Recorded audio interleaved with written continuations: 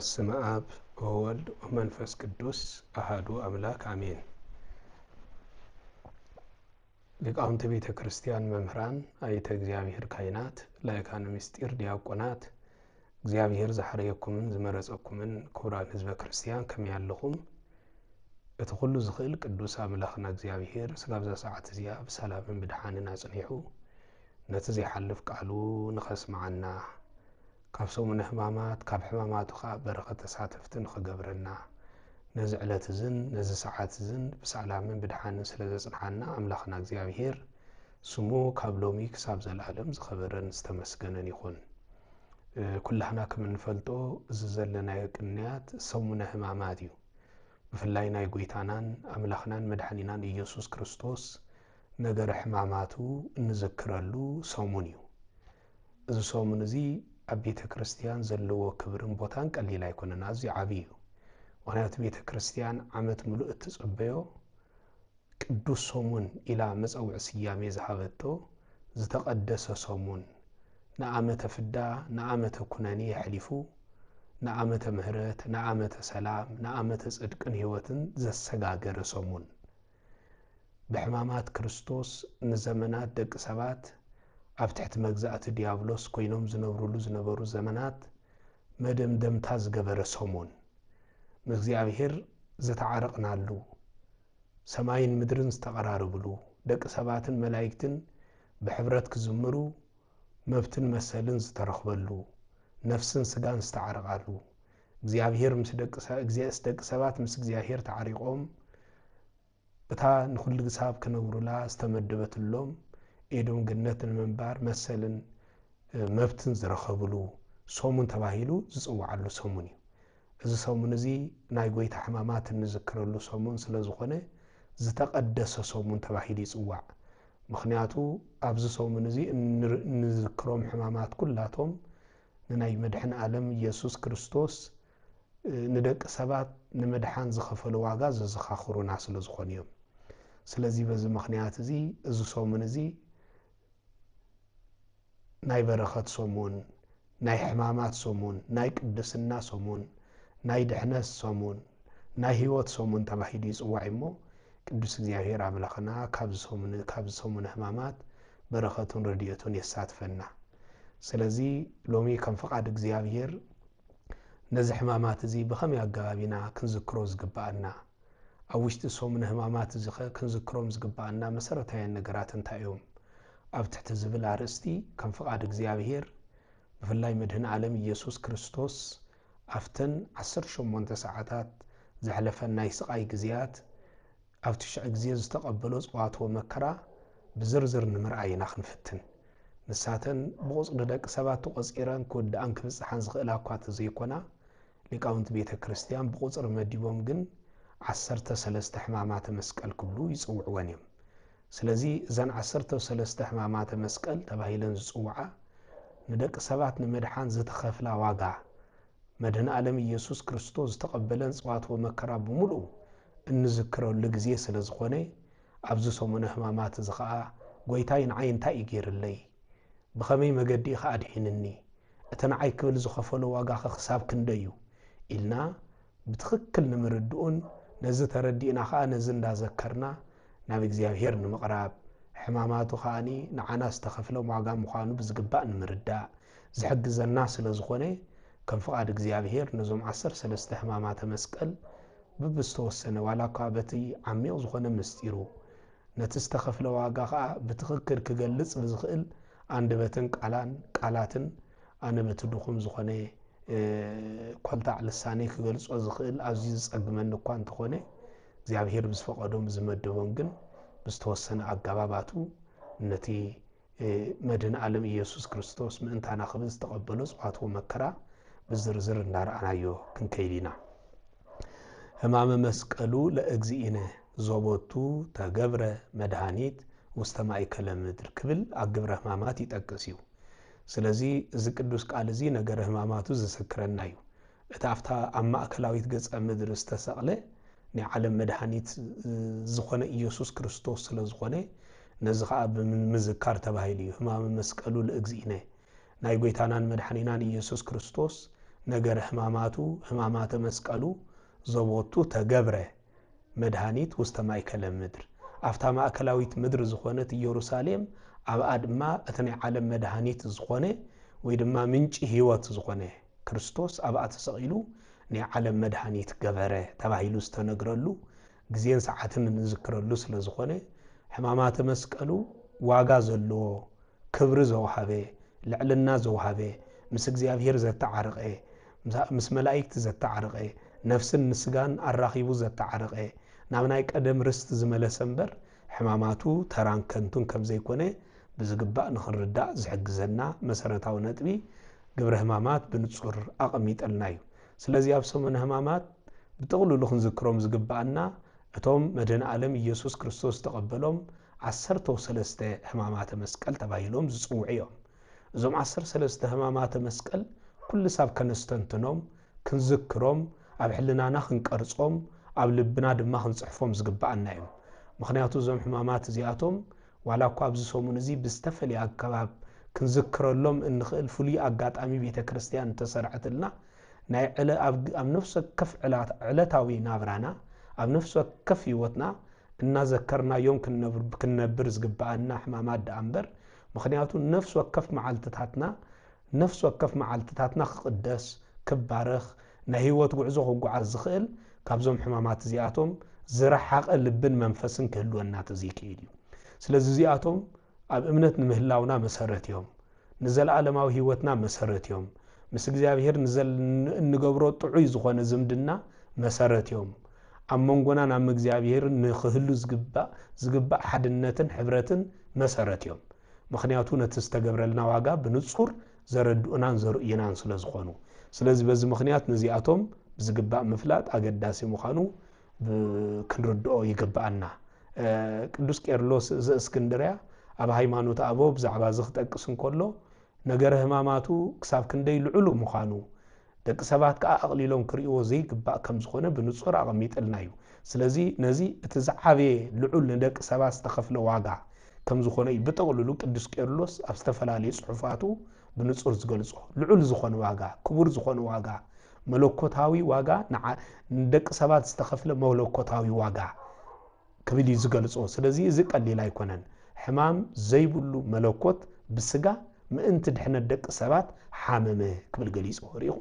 መለኮት ብባህሪኡ ኣይሓምምን እዩ ኣይጠምን እዩ ኣይጸምእን እዩ ኣይደቅምን እዩ ኣይመውትን እዩ ድማ እዚኦም ኩሎም ብተቃራኒ ኣብ ልዕል እዩ ዝተፈጸሙ ግን መዋቲ ስጋ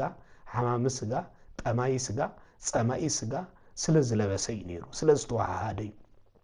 ነዚ ብምዋሃዱ ከዓ እቲ ዘይሓምም ሓሚሙ እቲ ዘይደክም ደኺሙ እቲ ዘይጠምእ ጠሚኡ እቲ ዘይጸምእ ጸሚኡ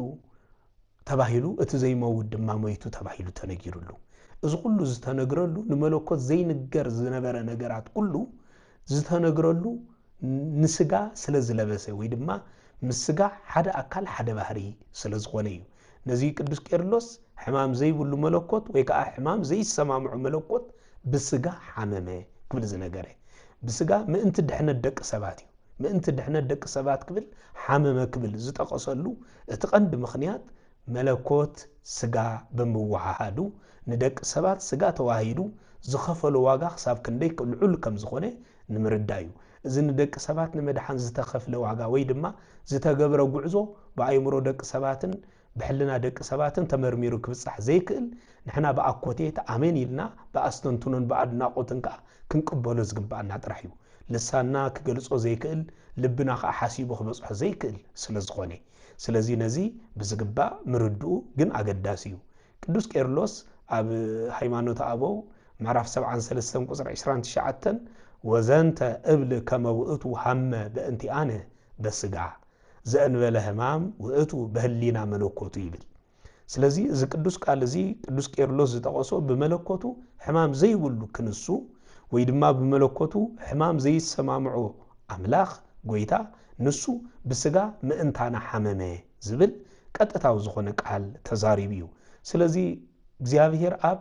ወይ ድማ እግዚአብሔር ወልድ እግዚአብሔር መንፈስ ቅዱስ በመለኮት ሓደ እዮም ብዝተፈልየ አካሉ ናይ ደቂ ሰባት ስጋ ለቢሱ ካብ ቅድስት ቅዱሳን ድንግል ማርያም ካብ ስጋ ካብ ነፍሳ ነፍስ ወሲዱ ፍጹም ሰብ ብምዃን ندق سبات نمدحن نابز عالم زي أزمز مدهن عالم يسوع كريستوس نسو بملكوت حمام زي السماء مع أملاخيو نجرجن ندق سبات نمدحن كبل ما أنتنا كبل بزلا بسوس جا حمامة موتة دخمة تأمية تأمة تباهيلو زخلو نملكوت زي السماء مع نجر زبل نجرات كله نسجع نملكوت زي السماء مع زبل كله نجر استنجرلو سجع بملباسون بموحدون يرو سلازي أتوم مسرت هاي النجارات سلازخونو بزقباء كم فقاد إخزيابير نتوم ندق سبات نمدحان ندق سبات دما نفت نايك أدم نايت أنت كبرهم نمملاس زتخفلوا واقع نايك زيابير ناي فقروا مجلس سلازخونو نساتهم من مخانهم كم فقاد إخزيابير بزرزر ندار أنا يوم كن كيدينا اتناي مجمريا نجاره هماماتو زغلص ألنا ويدما ندق سبات نمدحان كبل كاب استقبلهم صواتو مكرا ويدما حماما تباهيلهم زصوعو من يوم تيلنا تكورؤ رئس زباليو زدما رئسو زتقطقطلو رئسو بزنجي ببتر غيروم زهارمو زملكتلنا مدنا عالم يسوع كريستوس رئسو بزنجي زتقطقطلو رئسو ببتر زتحرملو بچكانه ايهود روماويان وتادرات بچكانه زقطقطو زهارمو غزي انذكروليو ስለዚህ እዚ ነቲ ዝተቀበሎ ከቢድ ዝኾነ ጽዋት ወመከራ ዘመልክተልናይ ማለት እዚ ተኮርኦት ዝብል ንማህረምቱ ዘመልክት ኮንኮሎ ርእስ ድማ ብስተፈልየ መልክዑ ኣብ ርእሱ ከም ዝቀጥቀጥዎ ንኢዱ ዘመልክት ኣይኮነን ንእግሩ ዘመልክት ኣይኮነን ንሕቁ ዘመልክት ኣይኮነን ንኣፍልቡ ዘመልክት ኣይኮነን ብተፈልየ ንርእሱ ፈልዩ ክገልጽ ስለዝደልየ እዩ ስለዚ ታናይ መጀመርያ ሕማም ነቲ ኣብ ልዕሊ ርእሱ ዘውረድውሎ ጽዋት ወመከራ ወይ ድማ ስቃይ መግረፍቲ ማህረምቲ ዘመልክትዩ ምክንያቱ ኣብ ርእሱ ብዘንግ ቀጥቂጦም እዮም እንደገና ድማ በላሕቲ ክንገልጾም ዘይንኽእል ንርእሱ ሰንጢቆም ስጋ ሓንጎል ውሽጡ ክስዓቱ ዝኽእል ኣክሊሎ ሶኩ ናብ ርእሱ ገይሮም ልዮም ሊቃውንቲ ቤተ ክርስቲያን በኣቆጻጽራ ናይዘን ሕማማት እዚኣተን ነቲ ተኮርኦተ ርእስን ነዚ ኣክሊሎ ሶክን ዝብል ብሓደ ይድምርዎም ብተወሳኺ ድማ ርእሱ ክኢሉ ዝቁጸረሉን ኣሎ زيرو لومي كم فقاد እግዚአብሔር ግን ምዛእ ተቃሊልና ንሪየሉ መገዲና ክንገብር ማለት እዩ ስለዚህ ተኮረተ ርእስ ክባሃል እንከሎ ነዚ ብጥቅልሉ ዘመልክተልና እዩ መድህን ዓለም ኢየሱስ ክርስቶስ ንደቅ ሰባት ንመድሓን ክብል ካብ ዝኸፈሎም እትናይ መጀመርያ ሕማማት ርእሱ ብዘንግ መቅጥቃጡ ኣብ ርእሱ ድማ ከም ዘውድ ንኸላግጹ ኣክሊሎ ሶክ እሾኽ ዝመልኡ ወይ ድማ ከም መርፍእ ምድቃቁ ኣዝዩ በላሕቲ ዝኾኑ ነገራት ንርእሱ ሰንጢቆም ንውሽጢ ከኣቱ ዝኽእሉ أكليل نسخة نجوس يبهلا إخامو سلزي كم نجوس كتجنجس يجبأ أكا إندابلو إن لا جسوا عبرؤسو زدفولو أبلعليو خاني نتي أكليلو سوك دفيهم كاني مليسهم كاني بزنج بترن داجبرو بحلنجن داجبرو رؤسو نزقت قتلو زسكح كعسقاي النذكر ليو زخل جن ما أنت هناقبل زتقبلو سقاي إنيرو ما أنت هناقبل زتقبلو سقاي إنيرو زغبي سقاي زي مخنياتو أتي تكورة رأس كنبل نكلنا بفلاي تكورع زبل حرمة وقع نزبل قال زملكت بفلاي كاب لسانة جز توس دقون كله بفلاي زك على زبقتها نرأسي بحيل المهرام مالت بحيل المهرام مقدقات بزاس كحك نجر دك سبات نايدك سبات قالات كجلصو زي نايدك سبات حساب كجلصو كاب زخل نلعلي نستقد قوم مقدقات زذكرنا أيو مالتي ስለዚህ በሐፈሻዚ በፍላይ ጲላጦስ ንጎይታ ካብ ደም ጻድቅ ሰብ ዝንጽሄ ክብልኳ እንተ ተዛረበ ነገር ግን እዚ በመባሉ ንገርፎን ንخሰቅልዎን ግን አሕሊፉ ይቦም በሕግ አይሁድ ዝተገርፈ አይስቀልኒ ክስቀል ዝተመደበ አይግረፍኒ ነሩ ንጎይታ ግን ክልቲዩ ኣብ ልዕሊ ኮርድ ንአሕሊፉ ይቦ እዩ ማቴዎስ ወንጌል ምዕራፍ 27 ቁጥር 24 ኣብ ልዕሊ ናይ አይሁድ ሕግ ዘይፍቅዱ ሕጊ እቲ ዝተገርፈ አይሰቀል እቲ ዝስቀልካ አይገረፍ ዝብል ሕግ እኳ እንተነበረ ንክርስቶስ ግን ኣብ ልዕሊኡ ነቲ ሕግ ጥሒሶም ገሪፎሞ ድሕሪ ምግራፎም ከአሰቂሎሞ ስለዚ በሐፈሻ እዚ ከቢድ ዝኾነ ፍርዲ ኣብ ክርስቶስ ዝተፈርደሉ እዚ ሁሉ ከዓ ንደቂ ሰባት ንምድሓን ዝተፈጸመ ከም ዝነበረ ብዝግባእ ምርዱ ናይ ነፍስ ወከፍና ሓላፍነት ከም ዝኾነ እግዚአብሔር ክሳዕ ክንደይ ንዓና ክብል ዋጋ ከም ዝኸፈለልና መድህን ዓለም ኢየሱስ ክርስቶስ ንዓና ክብል ዝኸፈለ ዋጋ ቀሊል ከም ዘይኮነ ብንጹር ንምርድኡ ካብ ዝሕጉዝና መሰረታዊ ነጥብታት እዮም ወዲ ሰብ ካብ ኣዳም ጀሚሩ مالتس كاب آدم جميرو بسنك حتيات بإشوخ تتحيزو نزنبر رأسو نمدحان يجسو اتداغماوي آدم تبهيلو استسقوع كريستوس نا إشوخ أخليل دفيو رأسو دما بزنغ كمستزبط لقاونت بيت كريستيان يقولسو سلازي إذا استقبروا اللو تقند مخنيات نمنتا إنت دعا تبهيلو رأسي مرحنا كل أكاليو مخنياتو بخال أبهالا نملا سبنتنا زنك ساقس بحافشا نخل أكالاتنا خازمرح رأسيو ስለዚህ ጎይታ በርሱ መከራ ተቀበሉ ተባይሉ ዝተነገረሉ ነቲ ክፉእ ሐሳባት ትዕቢት ዘአመሰሉ ዝተፈላልዩ ቶም ክፉአት ዝበሉ ሐሳባት ክርስቶስ ንሱ በዓሉ ተቀጥቂቱ አክንዳና ንሱ ነቲ መከራ ተቀበሉ ካብዚአቶም ዘበሉ ነገራት ኩሉ ነፃ ከም ዘውፃና ካብ ናይ ትዕቢት መንፈስ ካብ ክፉአት ሐሳባት ኩሉ ነፃ አውፂው ንጹህ ዝኾነ አእምሮ ከም ዝሃበና ንአእምሮና نأتحساسبنا كل كم زقدسنا كم زبارخنا كم زحدسنا نخملكت زغبريو نزمانات تجزيو زنبره رأس دق سبات بديابلوس تجزيو نغزيابير نمحساب نصدق نمحساب منفساوي جبر نمسرح نمحساب تشجيرو بخفات تخبيبو زنبره ناي دق سبات اتحساسبا نخلو كم زقدسو بحماماتو بمكرو بسقايو كم زقدسو نخملكت زي قدوس مسرتاوي قال ጎይታ ነዝኹል ከቢድ ዝኾነ ሕማማት ተቀቢልልና ይማለትዩ ስለዚ እዚ ካፍቶም ሕማማት ዚያቶም እቲ ቀዳማይ ሕማም ተባሂሉ ጽዋዕ ክኸውን እንከሎ በሐፈሻ ድማ እቲ ንጉሰ ነገስት ዝኾነ አምላኽ ምእንቲ ትሕትናን ድሕነት ደቂ ሰባትን ክብል ዝተቀበሉ ዓቢ ናይ ውርደት ስቃይን መከራን ድማ ዘመልክት እዩ እዚ ኩሉ ዓቢ ናይ ስቃይን ናይ ውርደትን መከራ ዝተቀበሎ ግን ብትሕትና ዝተቀበሎ نعنا نمدحاني نيرو سلازي تناي مجمريا تكورؤت رأس تباهيلو صواع رأسو بزنجي زهارمو عبلع لرأسو خا أكليلو سوك دفيوم زساقيو نذكروليو زي تاريخ سي بحفشا بفلايا كلهم وانجيلاويان بزرزر تقليسو زركب كوانتخوني بفولي جن وانجيلاوي قدوس ماركوسن وانجيلاوي قدوس ماتيوسن بزعبازي بزرزر قليسو ميركوبيوم ماركوس وانجيل معرف 15 قصر 19 انت تملكتنا رؤسو دما بزنجي وقعوه طوفون بلولو تنبركيخوم دما سجدلو يبل اذا تنبركيخوم مسغادوم ان لا غصيوم نسخا بحق نغوس انت خونكا ود نغوس انت دا خونكا اسكي ناي بحقي እና በሉ ስግደት ይግባአካ እንዳበሉ ዘላግጹሉ ዝነበሩ ንኸመልክት ይኻዝ ቃል ዝተነገረ ስለዚህ ንሱ ግን ርእሱ ድማ በዘንጊ ወቅዕዎ ዝብል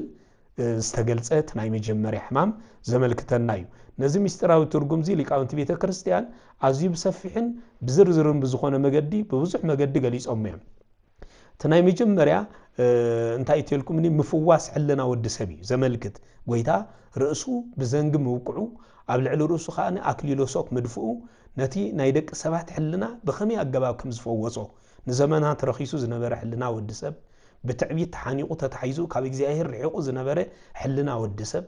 صدق ناي مسرحن ناي مغبارن عاقمو ناي محسابن عاقمو دخيمو زنبره حلنا ودسب ناي እግዚአብሔር ناي مقراب عاقمو دخيمو زنبره حلنا ودسب كساب كندي بخمي مقد خمس فووسو انريئلو اتناي ميجمريا حمامي ስለዚህ ርእሲ ናይ ሰብነት መራሒ ከም ዝኾነ ሁሉ ወይ ድማ መበቆል ናይ ሰብነትና ናይ ኩሉ ሐሳባት መበቆል ከም ዝኾነ ሁሉ አዳም ምስበደለ እትናይ መጀመሪያ اتناي مجمريا موقعت حاتيات ابلعليو زغاطمو انت انتلنا حلونو رؤسي ازي مجمريا غزي موقعت غاطيمو وي كاني ناي حاتيات ودقه زغاطمو بمنتا ايتلنا بحلونو سلاز غويتا نزي خا رؤسو بزنگس تقطقطه ابلعلو رؤسو زود زتدفه مخنياتو غويتا رؤسو كوقع زفقده نمنتا انت دايلنا نتو بخفا حسابن بتعبيتن زقوسل رؤسي وي دم حلنا ودسب نمفواسي سلازي نسو رؤسو توقعو نتي رخيصو زمانات رخيصو زنبر حلنانا فويسلناي سلازي ناي كريستوس موقعتي نفوسنا ينيرمو نزي ان حسبنا نسو من حمامات زي بزغبا كنحلفو يغبانا سلازي تكالاي مسرتاو نطبقا مقطقات رئسي تمانيو مخنياتو اقديمو ابوريزه فطرت معرف 3 قصر 15 تنبيت تنغيرو نيريو اتتنغيرو زنبر تنبيت كانتاي نسو رئسخا قطقطيو زبليو تباهيلو تنغيرو نيريو سلاز زرع عيناي انت زرع نايتا سبيتي تباهيلو استتصوعي نسو رؤسو نتصلاي نايتا سبيتي زخونه تمن رؤسو كم زقطقط اقديم استنغره تنبيت نيرو از تنبيت زخ اخفصم سلاز غبو غويتا مالت رؤسو ببهتري ክውቃዕ እንከሎ እቲ መጀመርያ መንፈሳዊ ሚስጥሩ እንታይ ተልና እንታይ ናይዚ መንፈሳዊ ሚስጥር ተልና ርእሲ እቲ ናይ ደቂ ሰባት ናይ ጥንቲ ጸላኢ ዝኾነ ዲያብሎስ ወይ ድማ ተመን ንሱ እንታይ ከም ዝገበሮ ይዝገልጸልና ዘሎ ንሱ ከም ዝሰባበሮ ከም ዝቀጥቀጦ ንዘመናት ንደቂ ሰባት ቀጥቂጥዎም ዝነበረ ጸላኢ ሕጂ ግን ርእሱ ተቀጥቂጡ ንሱ ዓቕሙ ከም ዝደኸመ ሓይሉ ከም ዝደኸመ ኣብ ልዕሌና እውን ዓቕሚ ከም ዘይብሉ ከም ዝገበሮ ዘርአየና ፍጻሜውን ዝረአናሉ እዩ እቲ ትንቢት ፍጻሜ ዝረኸበሉ መድኃኔ ዓለም ኢየሱስ ክርስቶስ ኣክንዲ ኩላትና ርእሱ ብዘንጊ ምስተቀጥቀጠ እዩ ነይሩ እቲ ሳልሳይ ድማ ናይ እሾኽ ኣኽሊልን ደምን ዝግለጸሉ ክኾን ከሎ እቲ መውቃዕቲ ርእሱ እንታይ ተልና ዘመልክት ነቲ ድሮ ተደፊኡ ዝነበረ ናይ እሾኽ ኣኽሊል ናብ ውሽጢ ርእሱ ሰሪጹ ብምእታው ከቢድ ስቃይ ዘመጽእ እዩ ነይሩ ታ እሾኽ ኣኽሊል ማለት እዩ እቲ ካብ ርእሱ ዝፈሰሰ ደም ድማ ነቲ ብመርገም ማለት እሾኹን ተቆርባን እዛ ምድሪ እዚኣ ተብቁልካ ተባሂሉ ምድሪ ተረጊማትሉ ዝነበረት ምድሪ ድማ እሾኹን ተቆርባን ተብቁል ተባሂላ ምድሪ ነዚ ከተብቁል ተኣዚዛ ነይራ እዚ ኸ ዘመልክት ግን ንመድየልና ንልቢ ወዲ ሰብ ዘመልክት ነይሩ ልቢ ወዲ ሰብ ንጽድቂ ምቹእ ዘይኮነ ልቢ ንእግዚአብሔር ምቹእ ዘይኮነ ልቢ ብእሾኹን ኣሜኬላን ዝተኸበ ልቢ ሒዙ ይነብር ከም ዝነበረ እሞ ሕጂ ግን እግዚአብሔር ነዚ ከም ዘጽረየሉን ነዚ ኣጽርዩ ድማ ክብሪ ከም ዝሃቦን ንኸመልክት ዝተገልጸ መሰረታዊ ነገር እዩ ነዚ ጎይታ ዝተቀበሎ ስቃይ ብፍላይ ነዛ ናይ መጀመርያ ሕማማት ብዙሓት ሊቃውንት ብዝርዝር ገሊጾም እዮም ቅዱስ ያሬድ ማህሌታይ ብዛዕባ ዝኽጠቅስ እንከሎ ተኮርአተ ርእስ ዘተኣገሰ ከመይ ቀጥቅጥ ርእሶ ለከይሲ ኢሉ ነቲ ናይ ከይሲ ርእሲ ምእንቲ ክቅጥቅጥ እንታይ እዩ ናይ ርእሱ ምቅጥቃጥ ወይ ድማ ርእሱ ብዘንጊ ክወቅዖ ከለዉ ነቲ መሪር ስቃይ ንሱ ተዓገሰ እዚ ዝገበሮ ግን ንመን ርእሲ ከይሲ ምእንቲ ክቅጥቅጥ እዩ ርእሲ ከይሲ ምእንቲ ክቅጥቅጥ ንሱ ኣክንዳና ተቀጥቀጠ ቀጺሉ እውን ከምዚ ይብል ተኮርአ ርእሱ በበትር ስለዚ ርእሱ ኸዓኒ በበትሪ ተሃርመ ተቀጥቀጠ ክብል እውን ገሊጽልና ይርከብ ኣብ ሃይማኖት ኣበውን ሊቃውንቲ ቤተ ክርስቲያን ብዛዕባ እዚ ሰፊሕ ዝኾነ ዝርዝር መብርሂ ይቦም እዮም እቲ ብኣይሁድ ዝተታሕዘ ዘንጊ ድኹም ይብል ድኹም እዩ ምክንያቱ ንሶም ዝሓዝዎ ክቅጥቅጦ ግድሚኦም ዝገበርዎ መለኮታዊ ኣምላኽ ስለ ዝነበረ ነዚ ፈለጡን ትሒዞሞ ዘለዉ ዘንጊ ድኹም ምዃኑ ኣይተረድኡን ምክንያቱ ኣብ ቅድሚ መንጠጠው ከም ዝበሉ ይፈልጡ ይነበሩን እዚ ድማ ይብል ምልክት ድኹም ዝነበረ ስልጣን ወይ ድማ ሞትን ዲያብሎስን ዘመልክት ይብል ኣይናይ እቲ ዘንጊ ነዚ ዘመልክት ነይሩ ሰይጣን ወይ ድማ ሰይጣንን ስልጣኑን ወይ ድማ ሞትን ዲያብሎስን ንሶም ሓይሎም ድኹም ከም ዝኾነ ስልጣኖም ድኹም ከም ዝኾነ ዘመልክት ነይሩ ስለዚ ጎይታ ብድኹም ዘንጊ ክውቃዕ ዝፈቀደ ንሞት ብሞቱ ንሓይሊ ጸላኢ ድማ ብትዕትኑ ንምስዓር ክብል እዩ ይብል ስለዚ ክርስቶስ ንሱ ንሞት ብሞቱ ቀቲሉ ንሞትና ካብ ሞት ነፃ አውፂና ማለትስ ንሓይሊ ጸላኢ ድማ ብትዕትኑ ስዒሩ ንዓና ካብ ልዕሊኡ ስልጣን ይብልና ስለዚ እዚ ኩሉ ዝተፈጸመ ግን ክርስቶስ ርእሱ ብዘንጊ ምስተሃርመ ነይሩ ግብረ ሕማማቱ ብዛዕባ ዝኽጠቅስ እንከሎ ኣብ ሰሙነ ሕማማት ካብ ዝንበቡ ዓበይቲ ናይ ቤተ ክርስቲያን መጽሓፍቲ ነገረ ሕማማቱ ብዝርዝር ካብ ዝንገረሎም መጽሓፍቲ እቲ ሓደ እዩ ስለዚ ኣብዙ ንገልጽ እንከሎ እንታይ ይብል እቲ ንሰማይ ከም ዓንዲ ኣጽኒዑ ዝድግፍ ርእሲ ሎሚ ብኢድ ፍጡራን ተሃርመ ይብል ስለዚ እዚ ብኢድ ፍጡራን ተሃርመ እንዳበለ እዚ ድማ ፍጹም ትሕትንኡን ንዓና ዘለዎ ፍቅርን ዝገለጸሉ ክብል ይጠቅስ ስለዚ እቲ ንዓና ፍጹም ዝኾነ ትሕትንኡን ንዓና ዘለዎ ፍቅርን ዝገለጸ ጎይታ ርእሱ ብዘንጊ በምህራም ኣብ ልዕሊ ርእሱ ዘውዲ ናይ እሾኽ ዘውዲ ብምድፋይ ኣብ ልዕሊኡ ናይ እሾኽ ዘውዲ ምስ ደፍእሉ ንዓና ኻዳም ናይ ቀደም ክብርናን ናብ ናይ ቀደም ልዕልናናን መሊስና ስለዚ ንሕና ኣማልክቲ ዘበጸጋ ተባሂልና ንኽንጽዋዕ ክብሪ ዝረኸብና ክርስቶስ ኣብ መስቀል ኣብ ርእሱ እሾኽ ኣኽሊል ደፊኡ ምሰንገሰና እዩ ነይሩ ምሰኽበረና እዩ ነይሩ ኣብ ልዕሊ ሰይጣንን ሰራዊትን ኣብ ልዕሊ ስልጣናቱን ኩሉ አንጊሱ ናቶም ዓቕሚ ኣቀድሜና ድኹም ከም ዝኸውን ገይሩ ንዓና ናብ ናይ ቅድም ክብርና መለሰና እዚ ኸዓ እቲ ናይ መጀመርያ ሕማማት እዩ ሊቃውንቲ ቤተ ክርስቲያን ከም ተወሳኺ እውን ብዛዕባ እዚ ክጠቕሱ ከለዉ ከምዚ ይብሉ ኦ ዘባን ዘተቀስፈ በእንቲኣነ ኦ ርእሲ ዘተኮርዐ በእንቲኣነ እዚ እንታይ ኦ ዘባን ዘተቀስፈ በእንቲኣነ ናይ ክርስቶስ ዝባኑ ሕቁ ድማ ምእንታና ተቐጥቀጠ ርእሱ ድማ ምእንታና ተሃርመ እናበሉ እቲ ምእንታና ዝተቀበሎ ናይ ክርስቶስ ሕማማት ከመይ ይመስል ከም ዝነበረ በአድናቆት ሊቃውንት ቤተ ክርስቲያን ገሊጾም እዮም ስለዚህ ብጥቕልሉ በሐፈሻ ናይ መጀመርያ ሕማማት ክንምልከቶን ከለና እቲ ዝዓበየ ምልክቱ ብትኽልተ ዝተጠቃለለ እዩ ብተጠቃልሉ ክልና ናይ መጀመርያ ናይ ትዕቢት ካሕሳ ዋጋ ዝተኸፍለሉ እዩ አዳም ካብ አምላክ ክኸውን ስለ ዝተመነየ እንታይ ገይሩ ተልና ናይ ትዕቢት ሓሳብ ርእሱ እንታይ ገይሩ ሓሲቡ ስለዚ ሓሰበ ብሰንኪ ናይ ትዕቢት ሓሳቡ ከኣኒ እንታይ ኮይኑ ብሓጢያት ወደቀ ንአዳም ብሓጢያት ከም ዝወድቕ ዝገበረቶ ንሱ አምላክ ከም ዝኸውን ሓሲቡ ንዕፀ በለስ በሊዑ ንዕፀ በለስ ቆሪጹ ክበልዕ ስለ ዝተገደደ እዩ ስለዚ አምላክ ምዃን ማለት ትዕቢት እዩ ነዚ ናይ ብትዕቢት ምኽንያት ዝመጽ ሓጢያት ድማ ክርስቶስ ነቲ ናይ አዳም ትዕቢት ንምኽሓስ እንታይ ገይሩ አዳም ብትሕትና ክስዕሮ ዝግብኦ ዝነበረ ሓጢያት ብትዕቢት ስለ ዝተሰነፈ አዳም ትሕቲሉ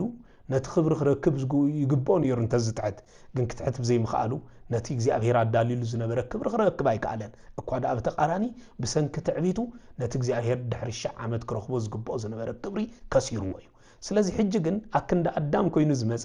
ዳግማዊ አዳም ዝተባህለ ክርስቶስ እቲ አዳም ከገብሮ ዝግባእ ዝነበረ ገይሩ ንሱ ንአዳም ናፍቲ ናይ ቀደም ክብሩ መለሶ ስለዚ ክርስቶስ ነቲ ናይ አዳም ትዕቢት ንምኽሓስ እንታይ ገበረ ይብል ርእሱ ክሳብ መሬት አድነነ ብበትሪ ክውቃዕ ድማ ፈቀደ ስለቃሉ ስም እግዚአብሔር ዝተመስገነ ይኹን ስለዚ ሎሚ እግዚአብሔር ርእሱ አክንዳና ተወቂዑ ብዘንጊ ታሪሙ እሾኻኽ ደፊኡ ነቲ ብምኽንያት ትዕቢት አምፂናዮ ዝነበርና ሓጢያት ካባና ከም ዝርሕቕ ገይሩ ሎሚ ንሕና ንዕኡ መሲልና ብትሕትና ተጎናፂፍና ናብ ንዕኡ እናሰዓብና ነዚ ዓለም እዚኣ ንኽንስዕር ንሱ ዋጋ ከፊልና እሞ ተኮርአተ ርእስ ኣብ ንዝክረሉ ኩሉ ግዜ እቲ ናይ መጀመርያ ሕማም ብሰንኪ ትዕቢትና ጽድቂ ከይጎድለና ብሰንኪ ትዕቢትና መንግስተ ሰማያት ከይንኸስር ብሰንኪ ትዕቢትና ካብ እግዚአብሔር ከይንፍለ እግዚአብሔር ንዕብያት ይጻረሮም እሞ ንእግዚአብሔር ዝጻረር ልቢ ሒዝና ኩሉ ሳብ ምእንቲ ከይንነብር ንሕና ዋጋ ዝተኸፈለልና ክርስቶስ ከኣኒ ርእሱ ተዘቢጡ ብትሕትና እቲ ልዑል አምላኽ ንርእሱ አትሒቱ ብዘንጊ ዝተወቅዓሉ ንርእሱ ድማ ብትሕትና ዝገለጸሉ ዝግን ንዓና ካሕሳ ንምኽፋል ከም ዝኾነ ብምእማን ኩሉ ሳብ ናይ ትሕትና ልቢ ብምሓዝ ክንነብር ከም ዝግባአና ዓብ ትምህርቲ እንመሃረሉ ብተግባር ድማ ነዚ ፈጺምና ደድሕሪ ክርስቶስ እንስዕበሉ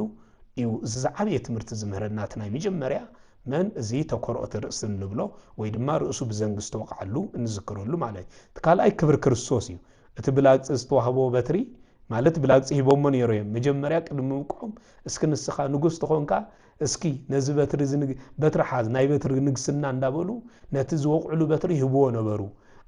ኣብ ርእሱ ዘውድ ደፊኦም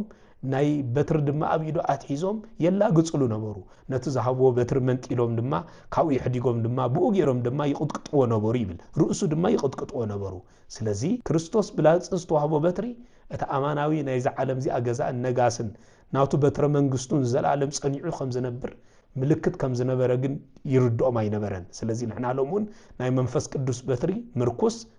ንኽንረክብ ንሱ እንታይ ኮነልና ርእሱ ተዘርቀልና ስለዚ እቲ በክርስቶስ በመድኃኔ ዓለም ኢየሱስ ክርስቶስ ዝረኸብናዮ ክብሪ ዝገልጽ ስለ ዝኾነት ናይ መጀመርያ ሕማም ነዚ ብዝግባ ኣብ ሰሙነ ሕማማት እዚ ብምዝካር ቀዳማይ ንስተኸፍለልና ዋጋ ካልኣይ ድማ ክርስቶስ ነዚ ሁሉ ዝፈጸሙ ነገራት ከኣኒ ንሕና ናቱ ኣርአያ ተኸቲልና ከዓ ንዕኡ ብምስዓብ ነዛ ኩሉ ሳብ ትፍትነና ዓለም ፈቲና ከዓ ንድሕሪት ከተመልሰና እትደሊ ዓለም ንምስናፍ ከዓ ንርእስና አዳሊና ተግባራዊ ክርስትና ኣብ ህይወትና ክንንጸባረቕ ከም ዝግባአና ተዛዓበየ መምህርና እዩ እቲ ፈጣሪ ሁሉ ዝኾነ ርእሱ ንዓና ናይ ክብሪ ኣኽሊል ምእንቲ ከጎናጽፈና ወይ ድማ ናይ ክብሪ ኣኽሊል ምእንቲ ክበና ክብል ንሱ ብፍቅሪ እንታይ ከም ዝገበረ ዝተቀበሎ ናይ ፍቅሪ መከራ ከም ዝኾነ ምዝካሪ ክርስቶስ ንዓና ዝነበሮ ፍቅሪ ዝገለጾ እቲ ናይ መጀመርያ ርእሱ ብዘንጊ በመራምን ኣብ ርእሱ ከዓ እሾኽ ኣኽሊል ብምድፋእኒ ነይሩ ማለት ስለዚ እቲ ናይ መጀመርያ ሕማማት እዚዩ ትካልኣይ ድማ ተጾፍኦ መልታይት ተባሂሉ ዝጽዋዕ ክኾን ከሎ ብጽፍዒት ንዝተሃርሞ ማህረምቲ እንዝክረሉ እዩ ብጽፍዒት ናላገጹ ንዝሃርሞ ዝዘክረና እዩ ካብቶም 13 ዓበይቲ ሕማማት ተባሂሉ ዝጽዋዓሉ ተቐንዲ ምኽንያት ከዓ ንምንታይ ተባሂሉ ንባህርያዊ ክብሪ ማለት ንባህርያዊ ክብሪ ብፍላይ ምስ ዝተቀበሎ ትሕትና ኣዛሚዱ ክርአን ከሎ እዚ ኣዝዩ ረቂቕ ስለ ዝኾነ ፍላይ ምራቅ ጥጣፍ ጡፍ ምባል እቲ ዝዓበየ ናይ ውርደት መግለጽ ስለ ዝኾነ በዚ ምኽንያት እቲ ዝዓበየ ዝኾነ ናይ ውርደት መግለጽ ከይተረፈ ክርስቶስ ከም ዝተቀበለ እንመሃረሉ እቲ ዝዓበየ ትምህርቲ ማለት እዩ ስለዚህ ተጽፍኦ ማለት ብጽፍዒት መውቁዕ ዘመልክት ክኾን ከሎ መልታይት ድማ ጉንጩ ብጽፍዒት ከም ዝተሃርመ ገጹ ብጽፍዒት ከም ዝተሃርመ እንመሃረሉን እንሪእሉን መሰረታዊ ትምህርቲ ማለት እዩ ብዛዕባ እዚ ቅዱሳት መጻሕፍቲ ብዝርዝር ገሊጾም እዮም ፍላይ ማቴዎስ ወንጌል ምዕራፍ 26 ቁጥር 27 ሓደ ካፍቶም አኡ ደው ኢሎም ዝነበሩ ገላው ንኢየሱስ ብጽፍዒት ወቂዑ ኒቃ ካህናት ዶ ከምዚ ኢልካ ትምለሰሉ ኣለኻ ድማ በሎ ይብል እዚ ኣብ ዮሐንስ ወንጌል ምዕራፍ 18 ቁጥር 22 ተጠቂሱ ይርከብ ስለዚህ ታሪክ እዚ ብፍላይ ኣብ ቅድሚ ሊቀ ካህናት ዝነበረ ዝቀያፋ ተባሂሉ ዝጽዋዕ ከምኡ ናፍቲ ጭፍራ አይሁድ ተባሂሉ ዝንገረሉ ዝነበረ ዝተፈጸመ ታሪክ ስለዚህ ኣብዚ ድማ ዝተፈጸመ ታሪክ ክርስቶስ ብጽፍዒት እንዳገበሩ ደጋጊሞም ከም ዝሃርሞ ብየማኑ ብጸጋሙ ከም ዝቀጥቀጥዎ ብከቢድ ዝኾነ ጽፍዒት ይሃርሞ ከም ዝነበሩ እንዝክረሉ እቲ ካልኣይ ሕማማት እዩ ስለዚህ እዚ ኣብ ቅድሚ ሊቀ ካህናትን ሊቀ ካህናት ተባሂሉ ማለት ሊቀ ካህናት ቀያፋ ማለት حق بمزرابو እቶም አይሁድ ገጹ ብጨርቂ ሸፊኖም መን ይዝወቅዓካ ዘሎ እስኪ ንገረና ትንቢት እስኪ ተዛረብ ነብይ ኸትብል እስኪ ትንቢት ተዛረብ እቲ ዝወቅዓካ ዘሎ መን እዩ እስኪ ንገረና እናበሉ ገጹ ብጨርቂ ሸፊኖም እናላ ገጹ ንየማንን ጸጋምን ድማ እንዳገበሩ ክልቲኡ ገጹ እናቀያየሩ ይቅጥቅጥዎ ከም ዝነበሩ እንዝክረሉ ትናይ ካልኣይ ሕማም እዩ ማቴዎስ ምዕራፍ 27 ቁጥር 27 ነዚ ብዝርዝር ገሊጽልና እዩ ስለዚህ እዚ ጽፍዒት እዚ እቲ ብርኹስ ኃጢአት ዝረኸሰ ኢድ ፍጡራት ናይ ኢድ ፍጡራት በኃጢአት ዝረኸሰ ኢድ ፍጡራት ነትን መልአኽቲ ብርሃን ዝዕድል ቅዱስ ዝኾነ ገጽ ናይ ፈጣሪና ክወቅዖ ከሎ ዘርኢ ፍጹም ትዕግስቲ ዘርእየና እዩ ስለዚህ እቲ ዝዓበየ ማለትስ ንመላእክቲ ብርሃን ዝዓደለ ንደቂ ሰባት ድማ ብርሃን ዝዕድል ሓንሳብ ምስ በረኸ ብርሃኑ ዘይጠፍእ ዘለዓለማዊ ብርሃን ዝኾነ ኣምላኽ በቶም ዝረኸሰ ኢድ ዝነበሮም ፍጡራት በእዳው ገይሩ ነዚ ዓለም እዚ ኣዝባርኽ ገጸ በረኸ ዝዕድል ኣምላኽ ኣእዳው ንብዙሓት ሕሙማት ዝፈወሰን ንብዙሓት ሓንካሳት ከም ዝኸዶ ዝገበረን ናይ ብዙሓት ዕውራት ዓይንቲ ዘብርሐን ነዚ ዝገበረ ኣምላኽ ሕጂ ግን ብኢድ ርኹሳት ዝኾኑ ፍጥረታቱ ገጹ ከም ዝተጸፍዐ እንዝክረሉ ዕለት እዩ እዚ ከዓ ነቲ ፍጹም ዝኾነ ትዕግስቱ ዘድልየና እዩ እዚ ትዝዓበየ ትዕግስቲ ዝምህረና እዩ እናተወቅዕ ምዕጋሱ ስለዚህ እዚ ትዝዓበየ ትዕግስቲ ካብ ጎይታ እንመሃሩ እዩ ንምንታይ ጎይታ ኣቀዲሙ ካባይ ተማሃሩ ኢልና እዩ ኣብ ውሽጢ እዚ ተታሒዞም ዝርከቡ ጎይታ ንምንታይ ገጹ ከም ዝተጸፍዐ እንርዳኣሎ መሰረታዊ ነጥብታት እቲ ናይ መጀመርያ እንታይ እተልና بعبي مالته كحساس نعنا كحساس زخفلني اب نفس كف حماماتو نايمن كحسالو تيلنا ناتنا كحسالو تناي مجمر يا دما نايمن تايتلكم ناي مطعم كحسايو فلاي اصبلس ادم مسبلعس مبلع اصبلس ادم بفلو يذكرلي لقاونت بيت كريستيان ابز غداي زغلصو خلو خم زمرو انتاي ام زبلو تيلنا ادم نتا اتخلكلت فربلس مسبلع اتبدل تفصمه بمنغاغون بملتحتون ወይ ድማ በሐፈሻ በአፉ ይድማ ነና ይፈጽሙ በአፉ ድማ ይፈጽሙ ነተ መብላዕ ነታ አጸበለስ ነታ ኃጢአት ዝፈጽሙ በአፉ ይነሩ ስለዚህ ጎይታ ድማ ነተ በመንጋጋ ወድ ሰብ ዝተፈጸመ በደል ንኽኽስ ንሱ አጉንጩ ወይ ድማ አገጹ ብጽፊ ይታርመ ነታ ነዚ ዋጋ ዝንኽፍለልና ኢምባር ክርስቶስ ተናይ መጀመሪያ ካሕሳ ዝኸፈለልና ነዚ ንሱ ገጹ ምስተወቅዐ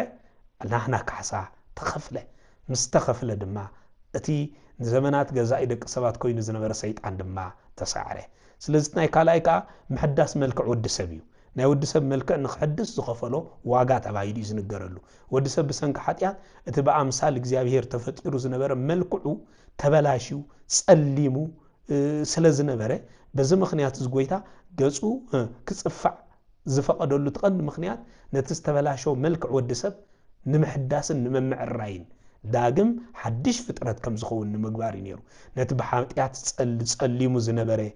ገጽ ወድሰብ በደሙ ከሐጽቦን በብርሃን መለኮቱ ድማ ናፍቱ ዝነበረ ከመልሶን ስለዝደለየ ንሱ ገጹ ተጸፍዐ ገጽ ንመልክዕ ዘመልክት እዩ አቀዲሙ ድማ እግዚአብሔር ንግበር ሰብአ በአርአያነ ወበአምሳሊነ ይሉ ነይሩ أرأينا بمثلنا سب نفتر بل እግዚአብሔር ተባይሉ ኣብ ዘፍጥረት ምዕራፍ 1 ቁጥር 26 ተነጊሩ ነይሩ ስለዚህ እቲ በመልክዕን በአርአያን እግዚአብሔር ተፈጢሩ ዝነበረ ወዲ ሰብ ብሰንክ ኃጢአት መልክዑ ተበላሹ ጸሊሙ ደዊኑ ስለዝነበረ ነዚ ኻኒ እንደገና ናብ ዝነበረ ክብርን ክመልስ ክርስቶስ አክንዱ ናይ ወዲ ሰብ መልክዕ ክጸብቕ ብጽድቅ ዝጸበቀ ብጽድቅ ዝመልክዕ ከም ዝኸውን ንኽገብር ወዲ ሰብ ድማ አክንዱ ኩላህና ንሱ ተጸፍዐ ስለዚህ ተሳልሳይ ድማ ምስጢር ትሕትና እዩ ናይ ክርስቶስ ገጹ መጽሐፍት ዝዓብየ ዘምህረና ኻ ምስጢር ትሕትና እዩ ተቀዲምና ከም ዝገለጽና ሓደ ምስጢር ትዕግስት እዩ እቲ ካልኣይ ካ ምስጢር ትሕትና እዩ እቲ ንመላእኽቲ ኣሰው እቲ ንመላእኽቲ ገጾም መላእኽቲ እኳ ከይተረፈ ገጾም ሸፊኖም ቅዱስ ቅዱስ ቅዱስ እግዚአብሔር እናበሉ ዘመስግኑ አምላኽ ብዘይ ምቁራጽ አቅድሚው ቀሪቦም ዝሰግዱሉ ክልተ ገጾም ብኢዶም ክልተ ገጾም ብእግሮም ንእግሮም بكلتا كنفوم نقصهم بكلتا كنفوم دما نقرهم بكلتا كنفوم دما قدمين خبر زبرو قدسان ملائكت اقدمين قربوا كا زنقطقطو عينتهم قحيلون كريوم كا زشغرهم نعخا خريه كا بقعت ايكون يلون قصهم زشفنو اقدميخا عرقاننا مقراب غبا ايكونن يلوم اقرهم زشفنو بخبر دما زبرو بتحتنا زبرو قدسان ملائكت نساتهم اقدمي زقوملو كو انت ሆነ نسوم كا بخبر زسجدوا لاملاح كو انت ሆነ ነገር ግን بإيد باريا كتصفع فقاد خوني بإيد باريا فقاد خوني إذا ما نعنا كبرنت حتيات نامناصنت ولدنت نخسغاغرنا زتخفله عبي واقع إليو نسو ገጹን ተዘይ ጽፋዕ ነይሩ አክንድ ሁላትና نحنا كبرنت حتيات نامناصنت ولدنت ክንሰጋገር አይምኻልናን ስለዚህ ዛ መግረፍት እዚኣ በፍጹም ትሕትና ክርስቶስ ፈጸማ نحنا ናፍቲ ዝነበረና ናይ ጥንቲ መሰል ውልድነት ናይ ናጽነት ውልድነት ንኽንረክብ ምኽንያት ኮይናትና ሊቃውንቲ ቤተ ክርስቲያን ነዙውን ብዝርዝር በብዙሕ መገዲ ገሊጾም እዮም ቅዱስ ያሬድ ማህሌታይ ብዛዕባ ዝኽጠቅስ እንከሎ ዘመላእክት ይርዕዱ እምግርማሁ ጸፍዓ መልታይቶ ገብር ረሲ ይብል እቶም መላእክት ብግርሙ ዝርዕዱሉ አምላኽ ሓደ ረሲ ባርያ ገጹ ጸፍዖ እናበለ ቅዱስ ያሬድ ማህሌታይ ከይተረፈ በዚህም ይገልጽ ስለዚህ በዝደንቅ አገባብ ስለዚህ ንሱ አቀድሚ መላእክት እኳ ንግርሙ ከቀርቡ ዘይካሎም አቀድሚ ግርሙ ምስራዩ ዝንቅጥቀጡሉን ዝርዕዱሉን አምላኽ ሓደ ረሲ ባርያ ግን ገጹ ጸፊዕዎ እዝኻ ምእንት ክብር ሁለና ይነሩ ሃይማኖት አቦ ብዛዕባ ዝኽጠቅስ እንከሎ ፍላይ ሊቃውንት ነታ ተጸፍኦ ክብሉን ከለው ነዚ አኽብራ ህርዋ ከለው እቲ ምጽፋዕ ጠርሕ ዘይኮነስ እቲ ብላግጺ ገጹ ሸፊኖም ትንቢት ተዛረብ መባሎም እውን እንታይ ይብሉ ነዙውን ብዝርዝር ወሲኾም አታሒዞም ይገልጽዎ ስለዚህ እዚ ድማ ነቲ ሁሉ ዝፈልጥ አምላኽ ከም ዘይፈልጥ ጌርካ መግላጽ ዘመልክት ይሉ በቃ ምክንያቱ ላግጾም ይነሩ ሓንቲ ይፈልጥኒ ሩቅ ብእሲዩ ብዝብል መለክዒ ንስኻ እንታይ ትፈልጦ ነገር ኣለካ እንዳበሉ ብላግጺ ዝቕጥቅጥዎን ዝገርፎን ዘላግጽሉን ዝነበረውን ንሱ ተታሒዙ ዝኸይድ ይነሩ ንሱ ግን ነቶም ጨርቂ ሸፊኖም ዘላግጽሉ ዝነበሩ በመለኮታዊ ግርሙ ከጥፎም ዝኽእል እኳ እንተ ነበረ ምእንቲ ፍቅርና ክብል ግን ሚስጥራዊ ትዕግስት መረጸ ይብል ብዝደንቅ አገባብ ስለ ቃሉ ስም እግዚአብሔር ተመስገን ይሁን ምእንቲ ፍቅርና ክብል ሚስጥራዊ ትዕግስት መረጸ ስለዚህ ክርስቶስ ምእንቲ ፍቅርና ክብል ምእንታና ክብል ዝመረጾ ሚስጥራዊ ትዕግስት ዝተፈጸመሉ ገጹ በሓደ ባርያ ንኽጽፋዕ ንርእሱ ምስ ፈቀደ ይነሩ እዚ ኸኣኒ ብጠቕልሉ ዝሕማማት እዚ ትናይ መጀመርያ ንካሕሳ ሕፍረት ዋጋ ዝተኸፍለሉ ይነሩ አዳም ምስ በደለ ሓፊሩ እንታይ ኮነ ተሓበይ ዝብል ኦሪት ዘፍጥረት ምዕራፍ 3 ስለዚ ጎይታ ድማ ነትናይ አዳም ሕፍረት ንምውጋድ አቀድም ኩሉ ሰብ ብጽፊዕ ይተሃርመሉ ምክንያቱ ቅድሚ ሰብ ኩሉ ክትጽፋዕን ከለኻ ሕፍረት እዩ ውርደት እዩ ብሰብኣዊ ተሓሳስባ ክንሪኦ ከለና እዚ ዳ ቅድሚ ከምዚ ዝተጸፍዐ ሰብ እንዲዩ እዚ ዳ ዋጋ ዘይብሉ ተባሂልካ አከቢድ ውርደትን ሕፍረትን ኢኻ ትወድቕ ስለዚ ክርስቶስ አዳም ከሓፍሮ ዝግብኦ ዝነበረ ሕፍረት ኩሉ አክንድኡ ኮይኑ ተቀቢሉ ንአዳም ድማ እንታይ ገበሮ ይብል ካብ ሕፍረት አውጽኡ አኽበሮ ልዕል አበሎ እዚ ኸ ዋጋናትና ይነሩ ስለዚ ክርስቶስ ገጹ ብምጽንፍዑ ካብ ሕፍረት አውጽኡ ልዕል ከም ዘበለና እንመሃረሉ ተዛዕብየ ትምህርቲ እዩ ስለዚ ካብዚ ንሕና ተዛዕብየ እንመሃሩ ጎይታ አገጹ ክጽፍዕ እንከሎ ሓደ ምኽንያቱ አቀዲሙን ኣብ ወንጌል ማቴዎስ ምዕራፍ 5 ቁጥር 39 ኣብ ናይ አንቀጽ ጽሑፍ ትምህርቱ የማንካን ዝወግዓካ ጸጋም ካህቦ ኢሉ ተዛሪቡ ስለዝነበረ እዚ ትምህርቲ በተግባር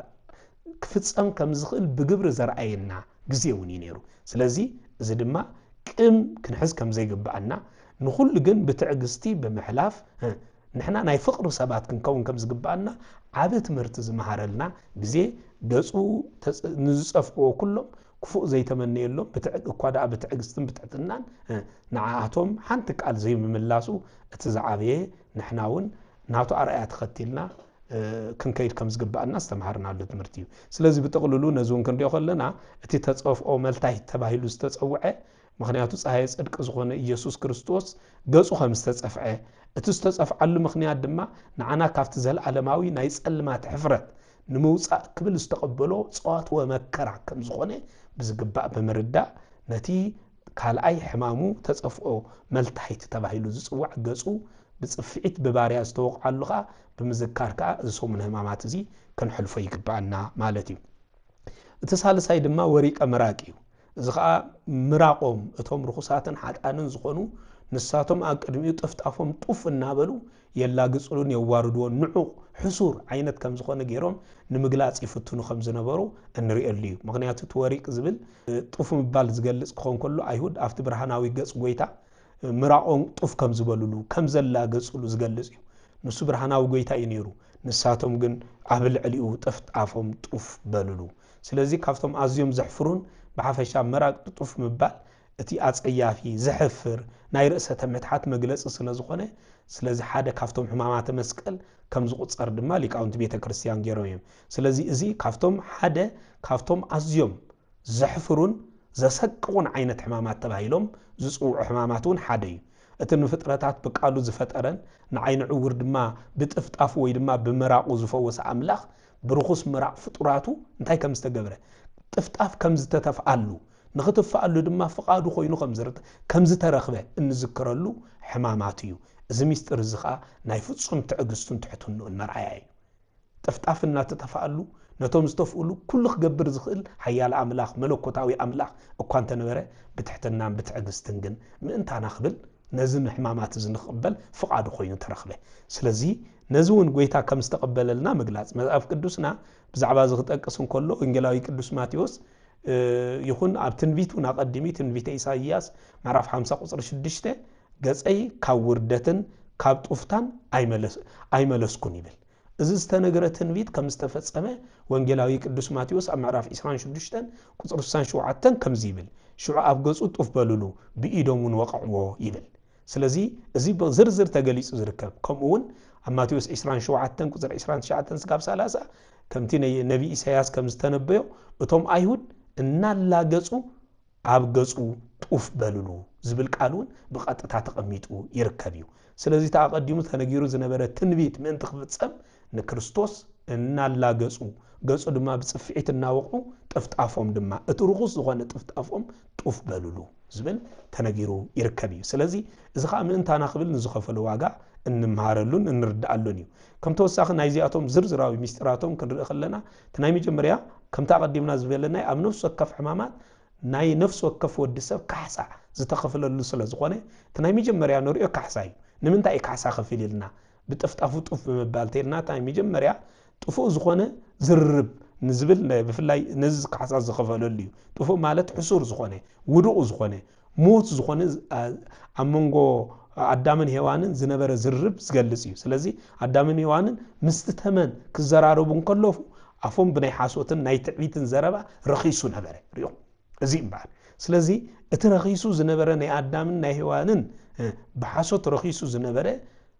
ናይ ትዕቢት ዘረባ ንዑ ምእንቲ ክፍውስ ጎይታ ኣብ ገጹን ኣፉን ጥፍጣፍ ክቕበል እንከሎ ነቲ ብዘረባ ተመን ዝረኸሰ ኣፍ ወዲ ሰብ ንዑ ንምጽራይን ንምቕዳስን ዝተቐበሎ ጽዋትዎ መከራ እዩ ነይሩ እዩ ስለዚ ጎይታ ነዚ ጽዋትዎ ዝመከራ ዝ ንኽቕበል እዩ እዚ ኩሉ ጽዋትዎ ሕማማት ተቐቢሉ ማለት እዩ ስለዚ በዚ ገይሩ ኸዓኒ ንደቂ ሰባት ቀደሶም ትካልኣይ ድማ ምሕዳስ ስእሊ ኣምላኽ እዩ ምክንያቱ እግዚኣብሔር ወዲ ሰብ ብሓጢኣት ምስ ወደቐ እቲ ናይ ኣብ ገጹ ዝነበረ መለኮታዊ ብርሃን ወይ ድማ ስእሊ ኣምላኽ ጠፊኡ ነይሩ እዩ ስለዚ ምንታይ ጠፊኡ ተልና ብሰንኪ ብርኽሰት ሓጢኣት ጎስቂሉ ስለ ዝነበረ ክርስቶስ ኣብ ልዕሊ ገጹ እቲ ርኹስ ዝኾነ ምራቆም ቱፍ ክፍልሉ ምስ ፈቐደ نتي أبجسنا زنبر رخصات حتيات ألجيسو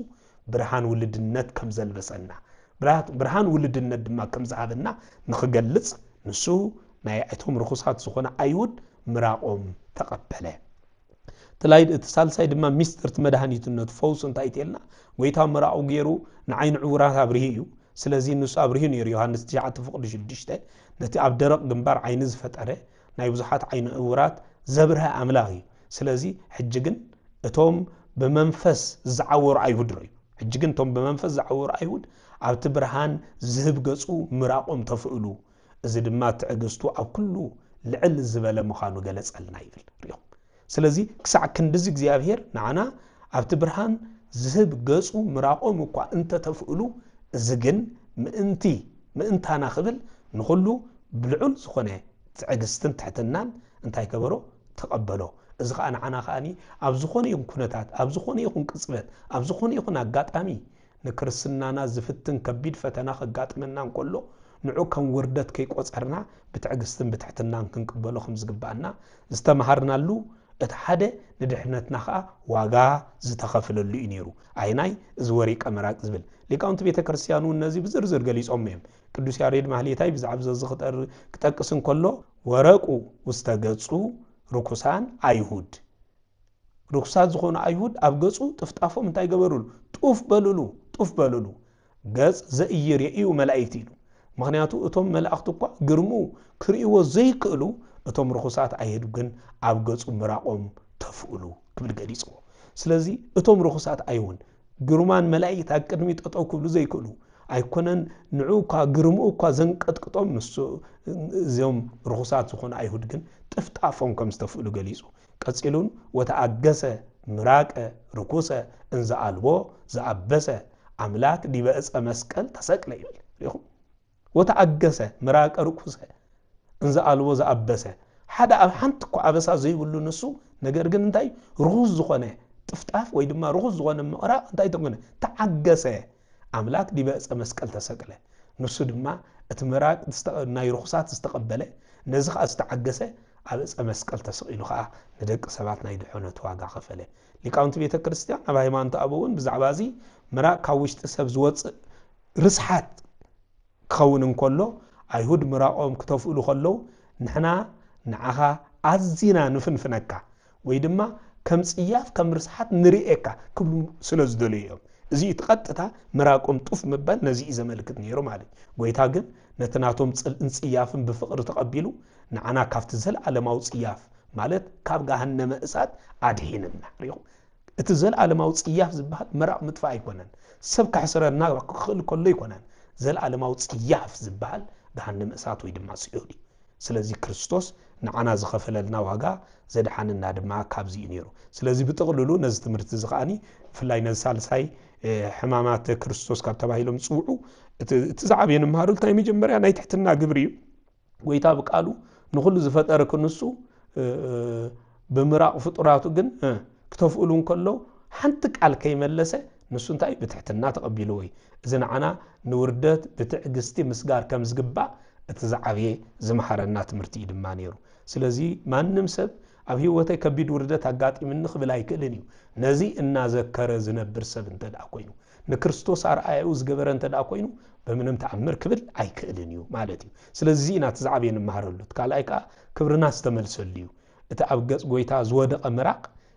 اتا ابغص غويتا زوده امراق نتا ابلعل ود سب زنبر مرغمن وردتن دمسيسو ناي كبر معازا كم زلوطو زرع زتغادلون زغلصلوني سلازي بحافشا وريق امراق مالت እቲ ቅዱስ አምላኽ نعنا ካፍቲ ዝረኸሰ ግብር ኃጢያት ንምጽራይ ክብል ንሱ ነቲ ዝጽያፍ ዝኾነ ጡፍታ ፍጡራቱ ብትዕግስትን ብትሕትናን ከም ዝተቀበለ ዝግለጸሉን እንመሃረሉን ወይ ድማ نعنا ካሕሳነ ምኻን ዝተኸፍለሉ ሳልሳይ ሕማም እንዝክረሉ እተራብዓይ ሕማማት ክርስቶስ ተባሂሉ ጽዋዕ ካኒ እንታይ ተባሂሉ እዚ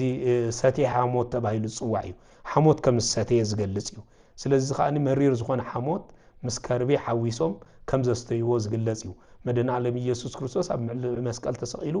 እቲ ዝለዓለ ናይ ስጋ ስቃይን ናይ ጥሜት ጽምዓትን መከራ ዝተቀበለሉ ሕማም እንዝክረሉ እዩ ዝኻ ባዕሉ ማለት እዚ ሕማም እዚ مستي أبتي جنة استفسمه بدل آدم بقطتا أب جنة استفسمه بدل آدم بقطتا استأساسره عميق مستير أو وشت حيزو زركب يماله بعبيو سلازيتي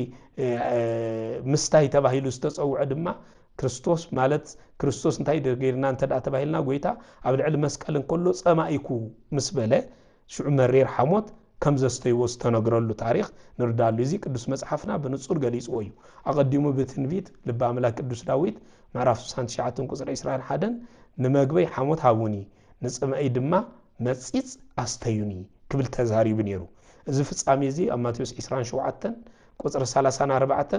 ምስ ሓሞት እተሓወ ወይ ንክሰት ተሃብዎ ጥዒሙ ድማ ክሰቲ ኣይፈተወን ተባሂሉ ተነጊሩ ነይሩ እዚ ትርኢት ፍጻሜ ዝረኸበሉ ታሪኽ ብዝርዝር እንሪኤሉ ቦታ እዩ ማለት እዩ ስለዚ ናይ እዚ ትምስጥራዊ ትርጉሙ ተሓፈሻት ናይ መጀመርያ ምስቲ ምስ እንፀይት ወይ ድማ ምስ ፀበለስ መብላዕ ተታሓዩ ዝኸይድ ንዑኻ ዝተኸፍለካ ሓሳኻ ዘረዳእና እዩ ኣዳም ኣብ ገነት ነታ ጥዕምቲ ፍረ በሊዑ ነታ ጥዕምቲ ፍረ በሊዑ ኣክንዱ ግን ንኹሉ ዘርእሰብ መሪር ህይወትን ሞትን ኣምጽዩ ምክንያቱ ነታ ጥዕምቲ ንምርኣያ ንኽትበልዓ ጥዕምቲ ተባሂላ ዝተነግረትላ ንዓምስ በልዐ ኣብ ልዕሊ ኩሉ ፍጥረት ወደሰብ ግን መሪር ዝኾነ ሞት ኣምጽዩ ስለዚ ዝመሪር ሞት እዚ ዝፈወሰኻ መን ይልና ጎይታ ድማ ነቲ ብጥዕምቲ ፍረ ዝመጸ መሪር ሞት ንምጥፋዕ ንሱ ኣብ መስቀል ኮይኑ መሪር ሓሞት ቀመሰ ወይ ድማ ጣዓመ ስለዚ ነቲ መሪር ሓሞት ዝጣዓመ ንሱ ነቲ ኣብ ልዕሊ ደቂ ሰባት ሰልጢኑ ዝነበረ መሪር ዝኾነ ሞት ብምኽንያት ኣዳም ናብ ዓለም ተኣታትዩ ዝነበረ መሪር ሞት ካብኡ ንኽፈውሰና ንዑ ካሕሳ ምእንቲ ክኸውን ክብል ነቲ መሪር ዝኾነ ሓሞት ጣዓሞ ተባሂሉ ተነጊሩሉ ካልኣይ ድማ ምቕያር መሪር ህይወት ወዲ ሰብ እዩ እግዚአብሔር ነቲ መሪር ዝኾነ ሓሞት ዝሰትዮ ናይ ደቂ ሰባት መሪር ዝኾነ ህይወት ብሓጢኣት ዝወደቀ ህይወት ከም ዝቀየረ ወይ ድማ ንዓኦም ከዓ ከም ዘቀረበ ንኽረዲ ምክንያቱ ወዲ ሰብ ብሓጢኣት ምክንያት ህይወቱ መሪር ኮይኑ ይነብር ስለ ዝነበረ ጎይታ ነዚ ካብቲ መሪር ኮይኑ ህይወቱ ዝነበረ ንኽፍወስ ነቲ መሪር ሓሞት ብምቕማስ ነቲ መሪር ዝነበረ ህይወትና ናብ ጥዑምን ናብ ናይ ዘለዓለም ህይወትን እንታይ ገይርዎ ለዊጥዎ ስለዚ እዚ መሪር ሓሞት እዚ ንሕና እግዚአብሔር ናበይ ከም ዝቀየረልና ነናይ ካሕሳ ከፊልኸ ናበይ ደረጃ ከም ዘሰጋገረልና እንዝክረሉ ሕማማት ማለት እዩ እቲ ካልእ ተወሳኺ ናይ ፍቅሪ ምጽኣት ተባሂሉ ይንጽዋዕ ምክንያቱ ታ ጸማኢኩ እትብል ቃል ወይ ድማ ጸማኢኩ ክብል እንከሎ ንማይ ጥራይ ዘይኮነስ ንምንታይ ኣተመልክተ ኢልኩም ንዝያዳ ጎይታ ዝጾምኦ ድሕነት ወዲ ሰብ ከም ዝነበረ ንሱ ጸማኢኩ ክብል እንከሎ ማይ ስለ ዝመስሎም ኣይሁድ መሪር ዝኾነ ሓሞት ኣስትዮም እዮም ነገር ግን ክርስቶስ ንነፍሶም ይጸሚዕዋ ነይሩ ንነፍሱ ከፍ ደቂ ሰባት እናጸምዐ ዝነብር ኣምላኽ ኩሉ ሰብ ድማ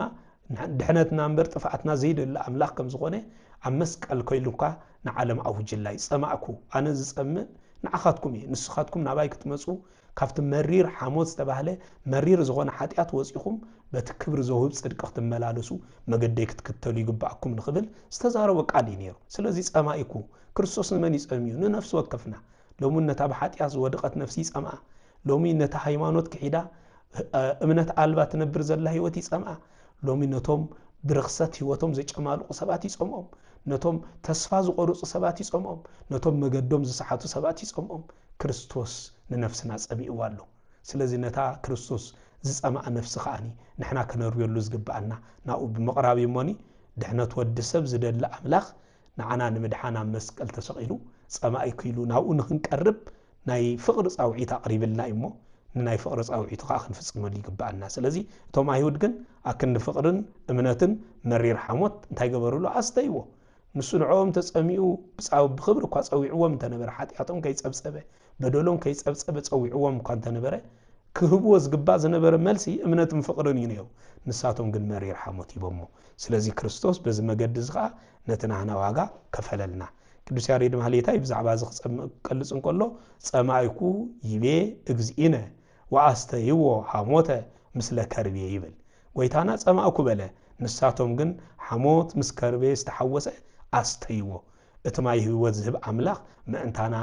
መሪር ዝኾነ ሓሞት ጣዓመ ክብሉ ይገልጹ ስለ ቃሉ ስም እግዚአብሔር ዝተመስገነ ይኹን እዚ ኩሉ ንዓና ንምድሓን ዝተኸፍለ ዋጋ ስለ ዝኾነ ኣብ ሃይማኖት ኣበው ቅዱስ ዮሐንስ ኣፈወርቅ እውን ብዛዕባ እዚ ብዝርዝር ክጠቅስ እንከሎ ሰፊሕ ዝኾነ መረዳእታ ሂቡ ይርከብ ጎይታ ነቲ ሓሞት ምስተዓሞ ክሰተ ኣይፈተወን ይብል ክሰተ ኣይፈተወን ወይ እውን ንሱ ንዑ ክሰተ ኣይደለየን እዚ ድማ መሪር ሞት ንዓይ ኣይገዝኣንን እዩ ንምባል ክጠቅስ ስለ ዝደልየ እዩ ነቲ መሪር ሞት ጥዕሙ ሰዓሮ እምበር ሞት ክውሕጦ ይከኣለን ይብል ስለዚ ንሱ ነቲ መሪር ዝኾነ ሓሞት ምስ ሃብዎ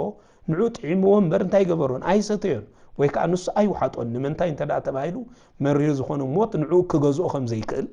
ንሱ ንሞት ክቐትል ዝሞተ ንግዚኡ ዝሞተ ዳ እምበር ንሱ ሞት ዝገዝኦ ስለ ዘይኮነ ጥዕምዎ ምክንያቱ ንሱ ሞት ጥዕም እዩ ግን ሞት ክገዝኦ ኣይከኣለን ነቲ መሪር ሞት ጥዕሙ ሰዓሮ ይብል ነቲ መሪር ሞት ጥዕም ዳ ስዒርዎ እምበር ሞት ንዑ ኣይገዝኦን ስለዚ ነቲ ሓሞት ናይ መሪር ሞት ምሳሌ ስለ ዝኾነ ነቲ መሪር እንደቂ ሰባት ንዘመናት ገዚእዎም ዝነበረ ሞት ንዑ ጥዕሙ እንታይ ገበሮ ሰዓሮ እምበር ሞት ክውሕጦ ወይ ድማ ኣብ ልዕሊ ስልጣን ክህልዎ ኣይፈቐደን ኣይሰዓሮን ድማ ኢሉ ስለዚ እዚ ኩሉ ዝተኸፍለሉ ዋጋ እዩ ስለዚ ብጥቕልሉ ነዚ ታሪክ እዚ ብፍላይ ነዚ ሕማማት እዚ ክንሪኦ ከለና ናይ ዝናማት ጎይታ ምፅሙ ኢና ንርኢ ምክንያቱ ንሱ ንባሕሪ ዝሃበ ንውቅያኖሳት ዝሃበ ንደቂ ሰባት ናይ ማይ ህይወት ዝዓደለ ንእስራኤላውያን ካብ ከውሒ ማይ አፈልፊሉ ኣብ ምድረ በዳ ዝመገበ ዝናብ ካብ ሰማይ እናዝነበ ንምድሪ በብዘመናቱ ነቲ ኣዝማናት እናቀየረ ንደቂ ሰባት ድማ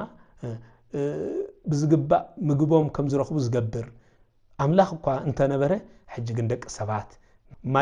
ማይ በቂቆምሉ እዚ ዓለም እዚኣ ንእግዚአብሔር ዝኸውን ማይ ዝበቀቀትሉ ዝተገልጸሉ ቦታ ቀራንዮ እዩ ነይሩ እዚ ሕማማት እዚ ከዓ ብርግጽ ዝደንቕ እቲ መሪር ሓሞት ኣክንዲ ማይ ዝሃቦ እንዝክረሉ ሓንቲ ጠብታ ማይ እኳ ካብ ደቂ ሰባት ዘይረኸበሉ ታሪክ እንዝክረሉ እዩ እቲ ተወሳኺ ድማ ካሕሳ መሪር መከራ እዩ እዚ ሓሞት እዚ ናይቲ መሪር ደቂ ሰባት ዝቕበልዎ ዝነበሩ መሪር ዝኾነ መከራ ንዑ ካሕሳ ክኸውን ኢሉ ጎይታ ዝተቐበሎ እዩ ወዲ ሰብ ኣብ ሲኦል ዝረኸቦ መሪር ስቃይ ካብ ደቂ ሰባት ንኸርሕቕ ጎይታ ኣብ መስቀል መሪር ሓሞት ሰተየ ተባሂሉ ድማ ተነግረሉ መሪር ሓሞት መሃብ ዝለዓለ ናይ ንዕቀትን ውርደትን ምልክት እዩ ነይሩ እዚ ክሪኦ ከለና ካብቶም ሕማማት ስለዚ ኣይሁድ ንዑ ዝነበሮም ንዕቀት ንዑም ዝኾነ ዝነበረ ኣብ ልዕሊኡ ዝነበሮም ጽላኣት ንምግላጽ ዝገለጽዎ እንታይ እዩ መሪር ሓሞት እዩ ነይሩ ሓደ ዝጾምኦ ሰብ ማይ ክልምን እንከሎ ሓሞት መሃብ ካባና ሞት እምበር ህይወት ኣይክትረክብን ኢኻ ማለቶም እዩ ነይሩ ብተቃራኒ ብርግጽ ኣይሁድ ዝገብርዎ ትክክል እዩ ነይሩ ምክንያቱ እቲ ህይወት ካብ ክርስቶስ እምበር ህይወት ካብኦም ይርከብ ኣይነበረን ንሱ ናይ ህይወት ማይ ስለ ዝነበረ እቲ ናይ ህይወት ማይ ካብኡ እምበር ካብኦም ይርከብ ኣይነበረን ስለዚ ንሳቶም ብቃሎም እንታይ ኢሎም መስከሩ ካባና ሞት እምበር ህይወት ኣይርከብን ኢሎም መስኪሮም ስለዚ ህይወት ካብ ክርስቶስ ሞት ካብ ኣይሁድ ህይወት ካብ ክርስቶስ ሞት ካብ ሰይጣን ቦትኡ እዚ ክርስቶስ ናይ ህይወት ኣምላኽ እምበር ናይ ሞት ኣምላኽ ኣይኮነን ኣነ ናይ ህያዋን ኣምላኽ እምበር ናይ ሙታን ኣምላኽ ኣይኮንኩን ከም ዝበለ ማቴዎስ 22 ስለዚ ብሓፈሻ እቲ ሰቲ ሓሞት ተባሂሉ ዝተጸውዐ እንታይ ዝመልክት ይተልኩምኒ ጣዕሚ ህይወት ዝኾነ ክርስቶስ ናይ ህይወትና መቐረታ ጣዕማ ዝኾነ ክርስቶስ ንዓና ካብቲ መሪር መርገም ሓጢአት ንምውፃእ ክብል ንሱ ነቲ ዘጸይፍን ዝሐመምን መሪር ሓሞት ከም ዝጣዕመን ከም ዝሰተየን ወይ ድማ ከም ዝጣዕመ ዘመልክት ወይ ከዓ እንርዳአሉ እቲ ዝዓበየ ትምህርቲ ስለዚ እቲ ሓሞት ንውርደትን ንቃንዛ ንምድንዛዝ ዝተዳለወ መሪር ሓሞት እዩ ነይሩ ብፍላይ ንቃንዛ ቃንዝኦም ዝበርትዑን ሰባት ቃንዝኦም ምእንቲ ከይስምዖም መደንዘዝ ምእንቲ ክኸውን ተባሂሉ ካብ ዝግበሩን ተሓደ እዩ ነይሩ ተሓደ በተሓደ ወገን ዝቀትል እዩ በተሓደ ወገን ከዓ ዘደንዝዝ እዩ ነይሩ ስለዚ ነዚ መሪር ዝሃብዎ ብኸምኡ ምክንያት እዩ ጎይታ ግን ነቲ ብሓጢአት ዝመረረ ህይወትና ንምጥዓም ወይ ድማ ንኸመቅር ንሱ ነቲ መሪር ነገር ጥዒሙ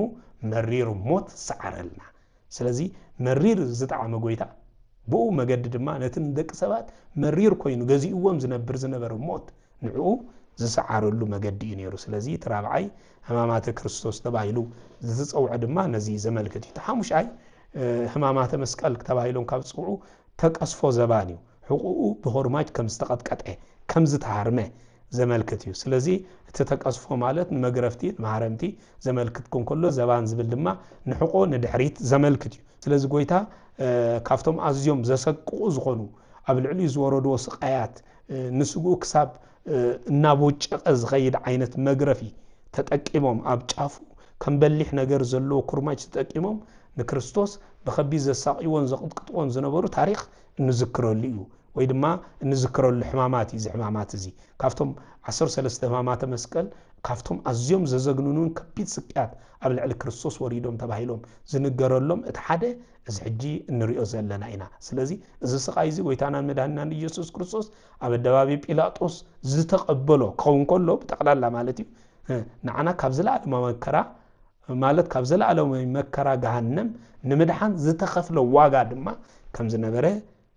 ብዝግባእ ክንርዳእ ይግባአና ብዛዕባ እዚ ቅዱሳት መጻሕፍቲ ኣብ ዝተፈላለዩ ቦታ ብዝርዝር ገሊፆም እዮም ዝክርፋት እዚ ብትእዛዝ ጲላጦስ بقطة استفصمه نيرو اب الدباب بيلاطس استفصمون سلا زنبره معناتي وتادرات روما زقطقط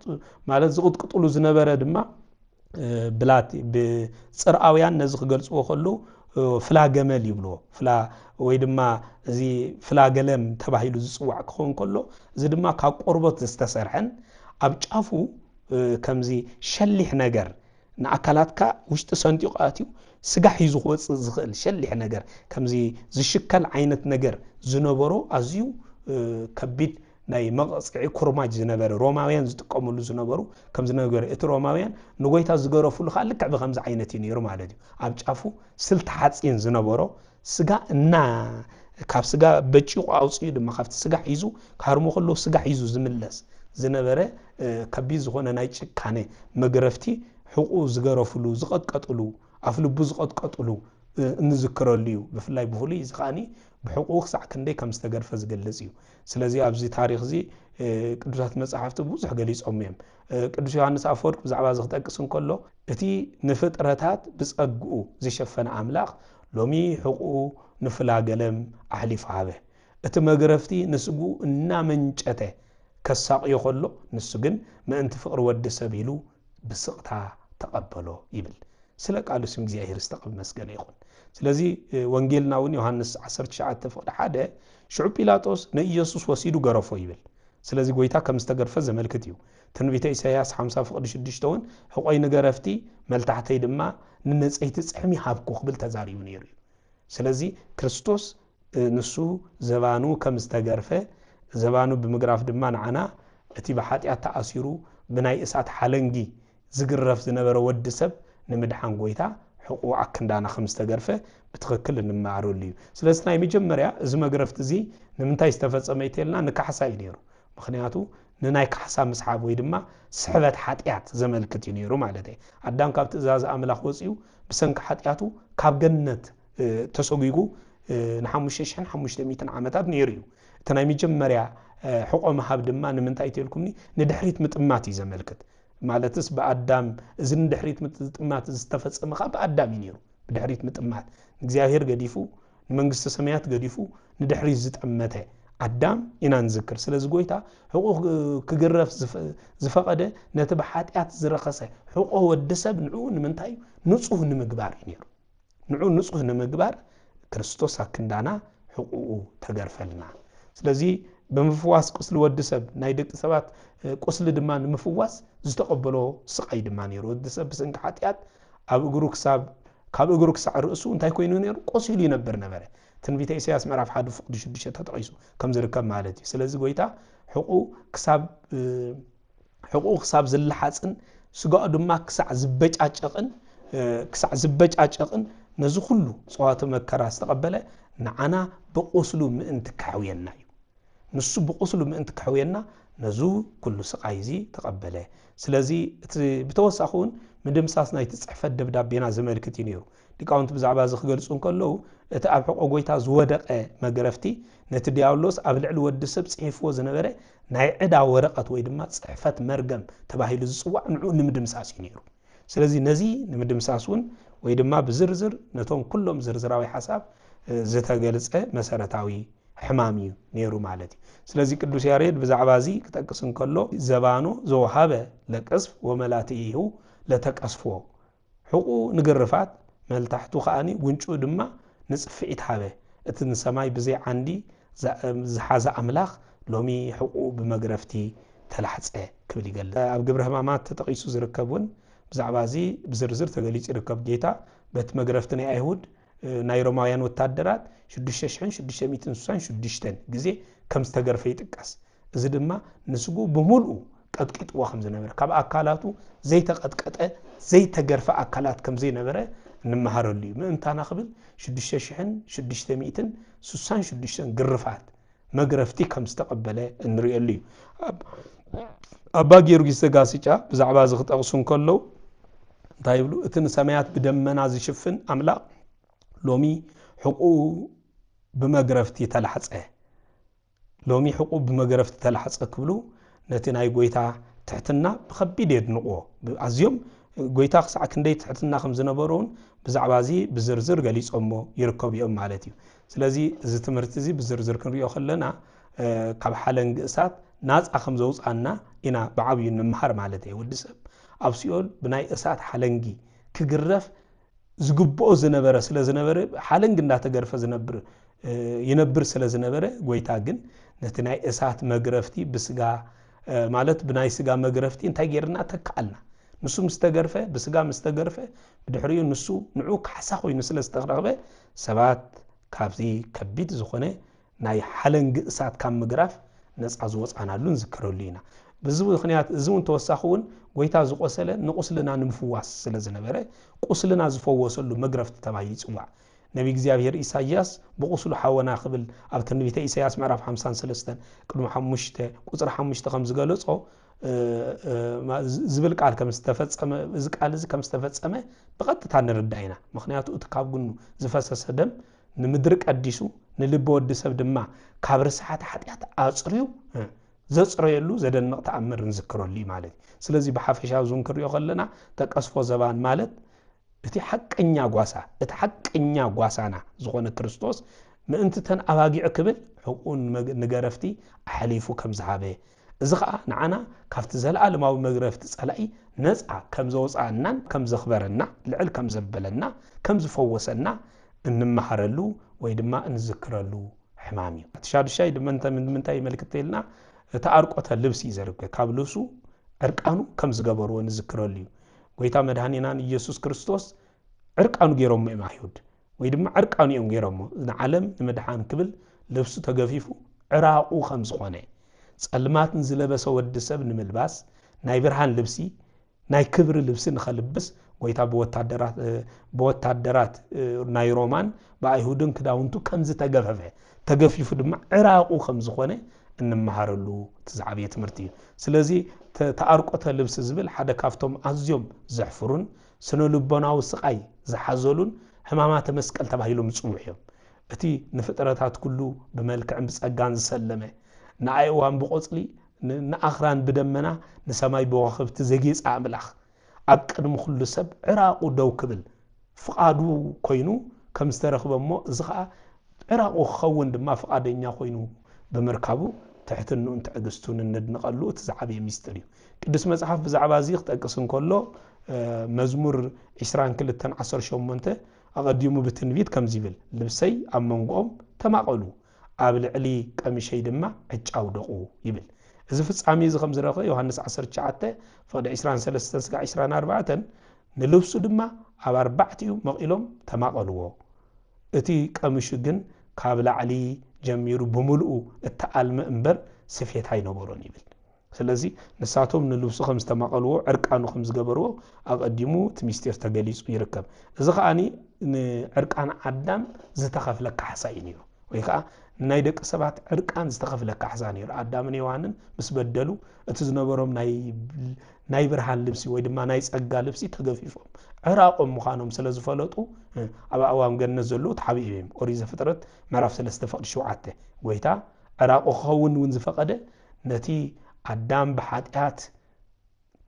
ዝተገፈፎ ልብስ ጸጋ ክመልሰሉ ስለ ዘለይ ስለዚ ልብስ ጸጋ እዚ ንኽመልሰልና ንሱ ዕራቆ ክኸውን ፈቀደ ዝብል ስለዚ እቲ ከም ተወሳኺ ብዝርዝር ንሪኦ ብዝንታይ ይትልኩምኒ مقنطات مرغم እዚ ልብስ እዚ ኸኣኒ መርገም ካባና ተቀንጢጡ ከም ዝረሓቀ ሽዑ ኸኣኒ ናይ ብርሃን ናይ ጽድቂ ልብስ ድማ ከም ዝለበስና ዘመልክት እዩ ስለዚ ዕራቅ ዝብል በቀጥታ ኣብዙን ክንምልከቶን ከለና عراق مخان ملكت انتايت لكمني دخنة مرجمني زملكت عراق كمخان سلازي قويتا عراق بمخانو نتابع العلو الدسب زنبرة مرجم دخنة وردة كأنتيتو خمسة فعلنا زملكت لنا مسارة ونجاري سلازي حق أنيا فقرنا يكرسوسون استقل صلي زي عراق كمخان مالته حدا عزيو فقور تبعيلو زوع سب نزفقرو سب مالته زفقرو بزقل صلو بتزلو كسع لبسو بمحب عراقو بمخان فقرو خقل صلي كالي سلازي قويتا دمان عنا كابزلو فقري اتزل عليه سقاوت راي زي كونس لبسون كي تعرفه علي بمحب كلن تناي ناتكمي نخبل بمسارات زقلس قالنا عميق فقري استقحدوا له بمخانو نايت حق انيا فقر ناي كريستوس ندق سبا زلو فقر استقحدوا لي قدس ياريد ماليتاي بزعبازي صقاهو لأروقان زي لبس قومه راقو بقدم ايهود نعروقان صقا زلبس املخ اقدم ايهود طرحو دوبله اتصقان عالم زلبس املاخ حجنا قدم ايهود عراقو خونه عراقو دما دوبله يبل ሃይማኖት አቡ ቅዱስ ቄርሎስ ነዚ ከብርሃልና ከሎ እትቦ ወታደራት ዝተገፈፈ ቀሚስ ስፌት ዘይነበሮ ኮይኑ ንሓድነት ቤተ ክርስቲያንን ንመልአት መለኮቱን የመልክት ይብል እቲ ብርሃና ዝለበሰ መለኮቱ ግን ንዕራቁ ዝኾነ ስጋኡ ከም ልብስ ይሸፍንዎ ነበር ይብል ስለዚህ በኸምዛ አይነት አጋብካ ሃይማኖት አቡ ዝርዝር ይገልጾ እዚያቶም ተቀልሉ ክንዲዮም ከለና ካሳና ይሕፍረት ከም ድማ ልብስ ጥምቀት ተባሂሎም አክልተ ተመቂሎም ዝተውሃቡሉ ተናይ መጀመሪያ ካሳ ሕፍረት ዝብል ወድሰብ ብሰንካ ኃጢአት ዝተሰምዑ ናይ ሕፍረት ስምዒት ንምጥፋእ ጎይታ ነቲ ዝኸበደ ሕፍረት አቅድም ኩሉ ሰብ ተቀቢልዎ እዩ ምክንያቱ ዕርቃን ካቅድም ሰብ ምዃን ዝኸበደ ሕፍረት እዩ ክርስቶስ ግን ንዓና ናይ ብርሃን ልብስ ምእንቲ ከልብሰና ወይ ከዓ እንደቂ ሰባት አጋጢሞም ዝነበረ ናይ ሕፍረት ህይወት ካብኡ አውፅኡ ብኽብሪ ምእንቲ ክስለም ክርስቶስ አክንዳና ዕራቁ ኾነ ተካላይ ድማ ልብስ ጥምቀት እዩ ጎይታ ዕራቁ በምዃኑ نحن أبت مقت كن لبسو زقبأنا لبسو لدنت أدالولنا سلازي نسو زال لبسو لدنت ياخن تما كلنا إن لبسا ناي كبر لبسيا ناي برهان لبس تبعيلات صوع سلازي نسو عراقو خونه نحن دما بزقا تشلمنا سلازي نسو عراقو مسكونه نعنا بزقا شلمنا ننبرت عالم زملك ديو لبسو كا كي ترفه نبرت عالم زملك عراقو مغانو نمن تايتي لكم لبسو كا كي ترفه عجب مودا تماقل ويبل إذا دما ودسب أبز عالم زيا حيزو زخيد مدراو نجر منم نجر كم زي اللقاني زجلس علنا إنير كابز عالم زيا زترنا يو زدخ من علو زبقنا يو زنفقنا يو زبل نجرات كله كن كيد من كلنا جن حنت نجر حيزنا عن قيد كم زي نخيد استجلس عليو سلزي بحافشة تعارقه اللبس تبعي لستأسه نايس أدق حيزخونه كرسوس نعنا كافت الزرخة على بحاتيات نموصع كبل نسو نتزخب دوردت عرقان تقبلو ناي برحان لبس كم زلبسنا نريقلون نمحرلون اتزعابية مرتيو سلازي بزرزر زنش بدشته اقدي من هز قلسنايين ناي كريستوس كابس تقبلن عسرتو سلسته همامات مسكال اينمو نزي اتم زقباء بمزكار نجزيابير كنسمرو نحنا دما تستخف لنا واقع ساب كندي مخانو تردينا حماماتو نزي انداستنتنا كنحلفو يقبعنا نزل نقبر እግዚአብሔር ይደግፈና በሕማማቱ ይቤዘወና ቅዱስ አምላኽና እግዚአብሔር ብጸጉ ድማ ይخبረና እተንስተረፋ ከም ተወሳኺ ኣብዚ ቅጽል ግዜ ክንሪአኒና ንሎም ግን ኣብዚ ከኣኽለና እዩ ቅዱስ አምላኽና እግዚአብሔር ስለዝማረና ስሙ ዝተመስገነ ይኹን ወስብሐት ለእግዚአብሔር